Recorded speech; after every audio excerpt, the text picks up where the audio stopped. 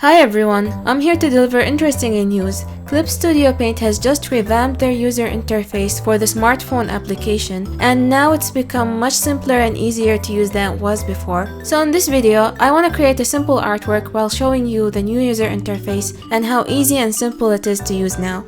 If you're not familiar with Clip Studio Paint, it's my #1 drawing software. I use it for drawing my webtoon, my illustrations, for compiling my manga book. And the great thing about Clip Studio Paint is that it's available on almost all platforms. So you can use it whether you have a PC or a Mac or an iPad or a smartphone. It's still versatile enough to work properly and allow you to come up with interesting results. Not to mention, of course, how it comes with a huge library of assets, which many of are available for free, and they are updated on a daily basis, if not on an hourly basis. I make use of a lot of their assets, especially in my webtoon creation process, whether it's 3D drawing figures, 3D heads, clothes assets, FX, and much more. Just taking a quick look at the assets store is enough to inspire you to create your next artwork. So, when it comes to their smartphone application, let me be honest with you, most of the time I barely draw on phones, since I draw on my PC or a sketchbook. But Clip Studio Paint is literally the only app that I was able to create interesting artworks with, despite having very little patience to work on smartphone devices. My phone happens to have pen pressure sensitivity, and I found that it works the best for me in Clip Studio Paint. I was happy using it even in the previous user interface, and I'm even happier now with the simple interface, because the previous interface, which is now called the Studio Mode, is basically a compressed version of all the features and all the menus that are available in the PC version. So while it's amazing, personally I found it slow to navigate through, because to reach any tool or menu I had to do several clicks to reach it. And for me, I'm used to work very quickly on my PC, always using keyboard shortcuts, so that really contributed with my impatience with the mobile version. So the update they have implemented now is adding a new user interface called the Simple Mode, which really simplifies the app and focuses on the most important elements while hiding the advanced features, but you can always toggle and switch back and forth between the new Simple Mode and the more advanced Studio Mode. I'm using my Samsung Galaxy Note 9 phone, which comes with a pen, which of course I prefer using since it's easier for me. But of course, if you don't have a pen for your smartphone, you can still draw with your finger.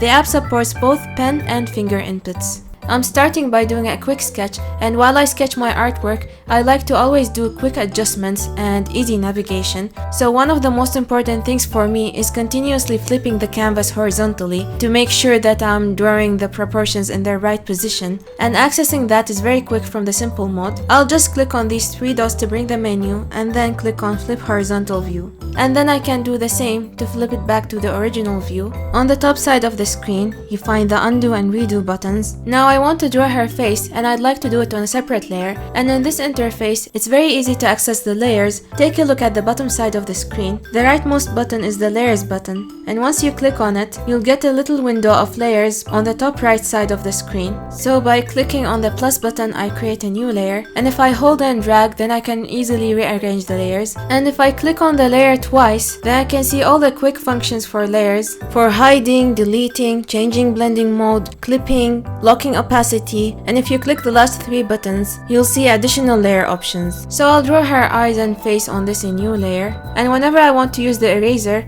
I can click on the leftmost button to quickly switch between the pen and the eraser. Now I want to quickly adjust the sketch, and I usually like to do that by using the mesh transformation tool. So I'll click on the second button on the left to bring out the menu of the tools, and I'll click on move transform, and then click on mesh transformation. I can adjust the number of divisions by playing with these sliders, and now I'll adjust the sketch according to what I need. I also frequently use the Liquify tool to adjust my sketch, so I'll bring up the tools menu again and choose Liquify, and then change the brush side from here, and I'll just adjust the sketch from here and there. I found that the Liquify tool is a little bit slow on my phone, probably because it's an old one, but still it does its job like I want. Now I want to merge the layers of the sketch, so I'll bring the menu of the layers options and then scroll down to click on merge with layer below. Now all of my sketch is on one layer. I'll reduce the opacity from the left slider so that I can start lining my sketch. And for the line art, I want to use the same brush that I use on my desktop, which I have already uploaded to the Clip Studio Paint assets. So let me show you how to download brushes and easily import them into the smartphone Clip Studio Paint. So I'll go to the brush tool, and from here I'll click on the plus button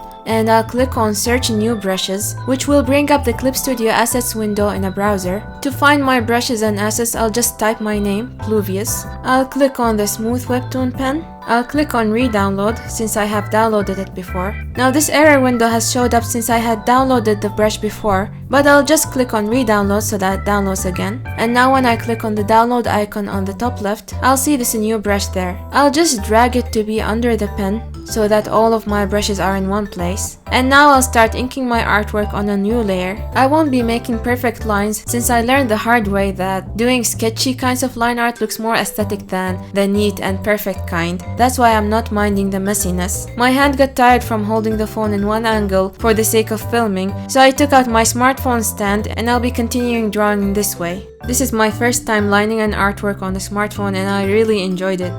I'm so in love with the pen pressure and how it feels.